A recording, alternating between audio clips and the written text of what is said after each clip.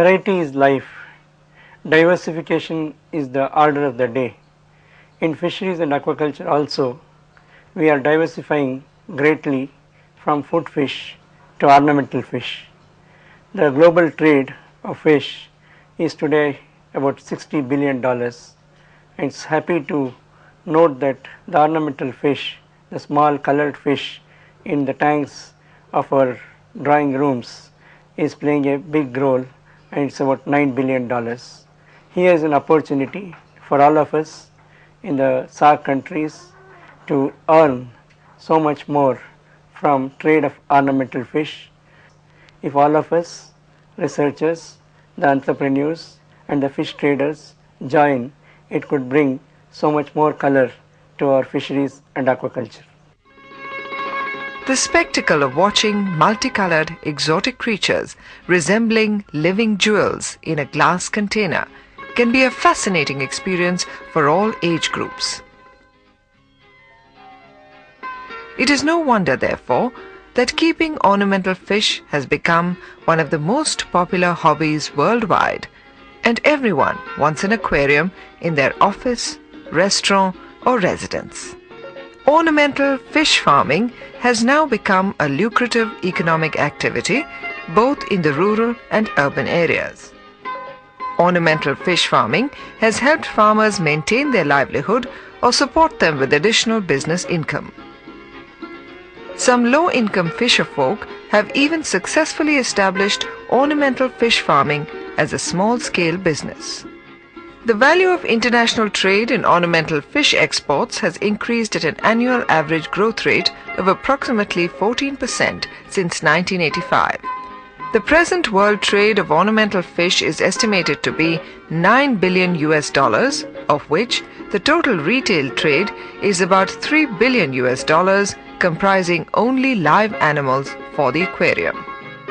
The United States of America is the largest market for ornamental fish, importing fish worth over $500 million each year, followed by the European Union and Japan. Singapore keeps the distinction of being the largest exporter of tropical ornamental fish. The vast potential of natural resources amongst SAARC countries like India, Bangladesh, Bhutan, Maldives, Nepal, Pakistan and Sri Lanka offers great scope and possibility for commercial freshwater ornamental fish production and export. People involved in this trade include ornamental fish breeders, growers, live food collectors, ancillary industrialists and exporters. The ornamental fish species that can be bred and reared for commercial purposes can be categorized on the basis of breeding behavior as live bearers and egg layers. Live bearers release young ones and are easy to breed. Some of the preferred live bearers are guppies, mollies, swordtail and platy. The guppies are amongst the most popular live bearers. There are several fancy guppy varieties available in the open market with different trade names. The molly is available in different varieties such as the sailfin molly, the balloon molly, the white molly and more. The swordtail has many different colorful appearances. There is the red swordtail, the green swordtail, the sunset swordtail, the tuxedo swordtail, just to name a few. Platy is considered the color king of the live bearers. The platy or the moonfish are short sticky fish exhibiting several colors such as red, blue and orange. Amongst the egg layers, the most important group is the family of Cyprindae. These are the goldfish, the koi carps, the barbs, the danios, the tetras and the catfish. The goldfish is a world-famous species for aquariums throughout the world. Many varieties of goldfish that are commercially available in the market are the lionhead, the veil tail, telescope eye, bubble eye calico gold, red cap and pearl scale. The koi carp with different color combinations are attaining importance in aquaria and garden pools in recent times. barbs are the hardiest fish for aquaria. Asian countries are considered as the land of the barbs, since several species are available in these countries. Barbs like the rosy barb, the tiger barb, tinfoil barb are amongst the most demanding varieties. Egg-laying species like the zebra danio, giant danio, Malabar danio are small aquarium fish commonly used to fill up the upper strata of the aquaria. Anabantids, which include the Siamese fighting fish and many varieties of gouramis like the blue gourami, the dwarf gourami, the pearl gourami, the kissing gourami, paradise fish, also add beauty to the aquarium. Cichlids such as angel and discus are other major groups of egg depositors suitable for aquarium breeding. There are many other species of cichlids such as the Texas cichlid, the convex cichlid, the jewel cichlid, the firemouth cichlid, all with fascinating names and appearances which can be domesticated very well. Tetras are small fish 3 to 8 centimeters long, the majority of which have originated from South America. These are the widow tetra, the sarpe tetra, the red-eyed tetra, the glow light tetra, and the neon tetra that beautify the midwater of the aquarium. The live bearers prefer hard alkaline water with a steady temperature of 20 to 25 degrees Celsius. Males of guppy, platy, swordtail, and molly release milt into the female's body through the gonopodium, where the internal fertilization of eggs takes place. After fertilization, the embryos grow into tiny ones within 4 weeks of the gestation period. The females are shifted to the breeding tanks once they get gravid. These females now start swelling in size with young ones. The breeding tanks can cater to an individual fish or a group of them. In order to provide a natural habitat to the fish, submerged aquatic plants can be placed in the tanks. A single female fish can lay up to 20 to 60 young ones, and so aeration in the tank would become necessary since the number of fish increases greatly. For commercial breeding, perforated cylindrical baskets can be provided in series where the female can drop the young ones in the baskets. Soon after their birth, the young ones escape from their mother, emerge from the baskets, and become free swimming on the surface of the water tanks. After removing the spent female brooders, young ones are reared in the same tank. Platy, swordtail, and molly are close relatives of the guppy and have their origin in Central and Northeastern South America. The maturity stage for adult live bearers of platies and swordtail is 6 to 8 weeks, while in case of mollies, it is 12 to 16 weeks. When it is observed that the females have stopped dropping young ones, they should be removed from the containers and reared separately with a balanced nutritional diet for further breeding after 4 months. Goldfish and barbs both can tolerate a wide range of water quality. The brood stock of both goldfish and barbs are separated sex-wise 1 month before breeding. They are fed with a nutritionally balanced diet and with live food once a day. A breeding ratio of 1:1 or 2:1 of male and female should be maintained in the breeding tank. Breeding nests are provided in the breeding tanks using plastic filaments with a 1-foot water level since the eggs are sticky in nature. When golden-colored eggs are visible attached to nylon filaments, the broods are removed from the spawning tank and the eggs are allowed to hatch in the same tank. Proper post-breeding care has to be maintained separately for the spent brood fish with a balanced diet. The barbs can also be bred in a fabricated rectangular nylon net with the bottom mesh 5 to 8 millimeters in a tank in such a way that the lower portion remains inside the water. After spawning, the egg drops down to the tank bottom through the mesh net. After 3 days of spawning, larvae are to be fed infusorians for further development for a period of 1 week. After a week's time, they may become acclimatized with the powdered feed and the zooplanktons like Daphnia and Moina for a period of 15 days. After a fortnight, they may be shifted to culture tanks or earthen ponds for further rearing with supplementary balanced diets in order to reach marketable sizes within 3 to 4 months. The brood stock of angelfish are to be kept pairwise in a glass aquaria, and proper oxygen should be maintained with adequate water quality. Angelfish prefer soft acidic water. For laying eggs, angel tanks are provided with serrated glass plates over which the females lay their eggs, and subsequently the males spray milt over those eggs for fertilization. About 500 to 700 eggs are fertilized after 36 to 48 hours depending upon the temperature condition of the water. A pH of 7.5 to 7.8 is ideal for breeding angels. After about 3 to 4 days, when the fry starts swimming freely, newly hatched artemia is provided to the tank for the fry to consume. When the larvae reach the size of 8 to 10 millimeters, they may be stocked in cement tanks for further rearing. Gouramis and betas are bubble nest builders.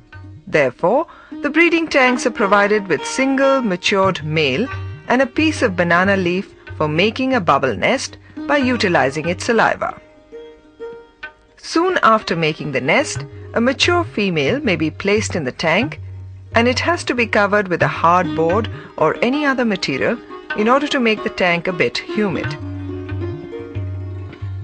The eggs are laid by the females in the bubbles after chasing and foreplay. After laying the eggs, the male guards them and does not allow the female to remain near the eggs.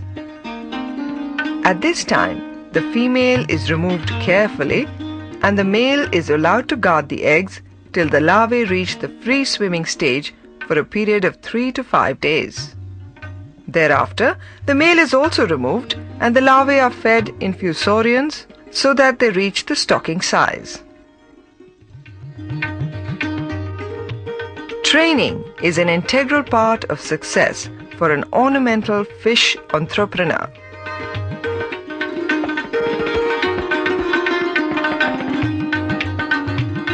For setting up an ornamental fish farm, the minimum land required for a small-scale farm is 500 to 1,000 square feet, whereas for a large-scale farm it should be 1 acre or more. For large-scale farming, large cement cisterns or a few earthen ponds covered with anti-bird nets are needed for species like the koi carps, the gouramis, the barbs and catfish. For fish breeding, a number of tanks with varied shapes and sizes are required. These tanks could either be brick-walled or fiberglass reinforced plastic or ferro-cement tanks. Quarantine tanks, breeding tanks, rearing tanks, brood stock tanks and marketing tanks with a provision for complete drainage are all essential for an ornamental fish farm. All these tanks are required to be kept in cool places, or else shade should be provided in the form of shade nets or fiber reinforced sheets. A good source of water thoroughly treated with biological filters is necessary.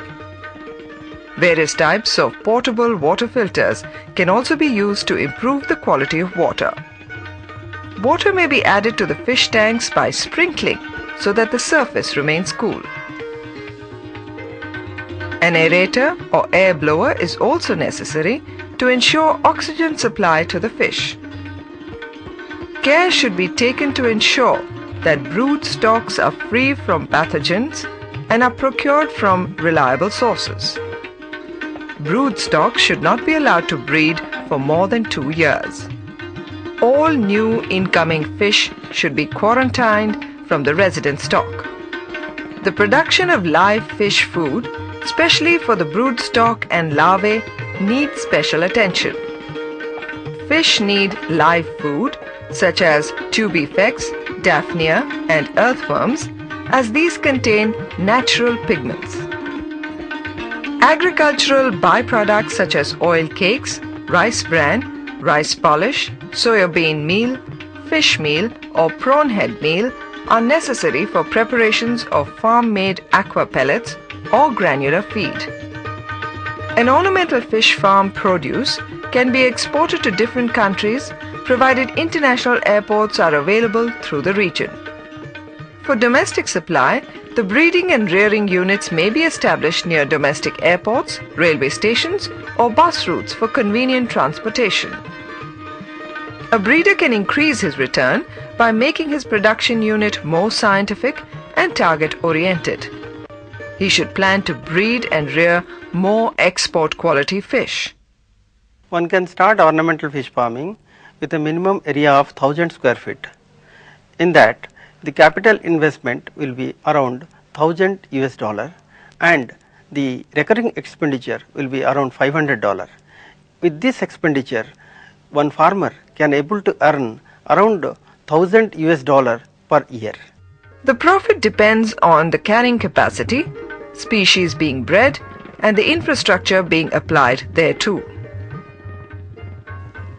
Ornamental fish farming is certainly coming up as a promising alternative for many people, be it the farmer, an unemployed youth, or a businessman. It is thus a much preferred economic activity as compared to other forms of aquaculture, since it requires minimal space and a nominal initial investment. There is a huge potential and scope in the line of ornamental fish dealing, which doesn't only involve exports but also involves breeding, collection of indigenous wild species, rearing of fish, also exports, which is the final culmination of this trade. Up to 25% the Indian people are liking to keep aquariums in their houses, and it has become a hobby. After about several years, we started importing from other countries, and we have the different strains from the different countries. So what we do, we just try to put in a farm and we breed the fishes. So in today's we have about 300 varieties of fishes. इधर चासी लोग breeding करते हैं, चासी लोग breeding करके वो सप्ताह लोग हमको देता है, हम पैकिंग करके बाहर बेचते हैं. ये बिजनेस बहुत अच्छा है. Unless the breeder breeds the fish, you cannot export. Then, if it is a small breeder, the grower will take from him, grow them to the necessary size, and from the grower, it will be disposed to the exporter. Now, there is a vast potential for all the SAARC countries. Ornamental fish breeding and its trade economics are favorable, not just for large-scale breeders, but also for village backyard level breeders. আমি এই business করছি বিগত 15 থেকে 20 বছর। আমার প্রথমে দুটো চৌবাচ্চা ছিল আর গোটা 20-25 গামলি ছিল, এই নিয়ে আমি স্টার্ট করি। এখন 120 খানা চৌবাচ্চা বানিয়েছি। আমরা ব্রিডিং মাছও কিছু করি এবং লোকাল আমরা খাল বিলের মাছ কিছু কালেকশন করে আমরা বিভিন্ন জায়গায় সাপ্লাই করি এবং কিছু কলকাতা থেকে লোক এসে আমাদের কাছ থেকে মাছ নিয়ে যায়। এই করেই আমাদের জীবিকা অর্জন হয় এবং আমরা মাছ গেলে 12 থেকে 15 হাজার টাকা ইনকাম করতে পারি এই বিজনেস থেকে। প্রত্যেক রবিবার আমরা যাই, হাটে যাই, আর এই মাছ থেকে আমাদের মাসে 1.5-2 হাজার টাকা ইনকাম হয়। দেখাশোনা মাছের এই ঘরের কাজকর্ম করি আর মাছ দেখাশোনা করি। It is now certain that the trade of ornamental fish has the potential to contribute to the sustainable development of the aquatic resources in the world, and in particular for the SAARC region countries.